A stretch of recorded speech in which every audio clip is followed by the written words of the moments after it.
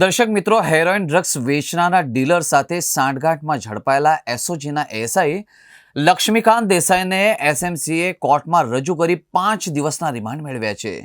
તો બીજી તરફ શહેર પોલીસ કમિશનરે લક્ષ્મીકાંતને સસ્પેન્ડ કર્યો છે. સ્ટેટ મોનિટરિંગ સેલે શહેર પોલીસના એસઓજીમાં ફરજ બજાવતા લક્ષ્મીકાંત દેસાઈની ₹47,98,800ના હેરોઇન કેસમાં ધરપકડ કરી હતી.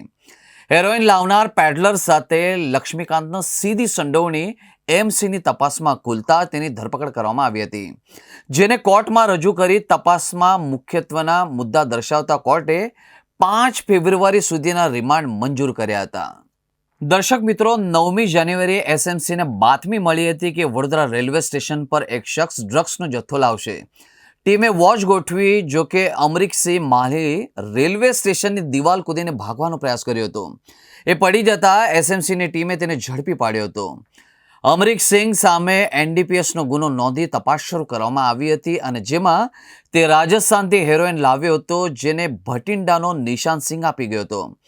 અમરીકસિંહનો મોબાઈલ તપાસતા એમસીને એસઓજીના એએસઆઈ લક્ષ્મીકાંત દેસાઈનો અસંખ્ય કોલ અને મેસેજ મળી આવ્યા હતા. આરોપીએ કબૂલાત કરી હતી કે જ્યારે ક્યારે માલ લાવો, પોલીસને તેના પર વોચ છે જેવી તમામ માહિતી તો તે અમરીકસિંહને આપતો હતો અને પુરાવા મળતા જ એમસીને લક્ષ્મીકાંતની ધરપકડ કરી હતી.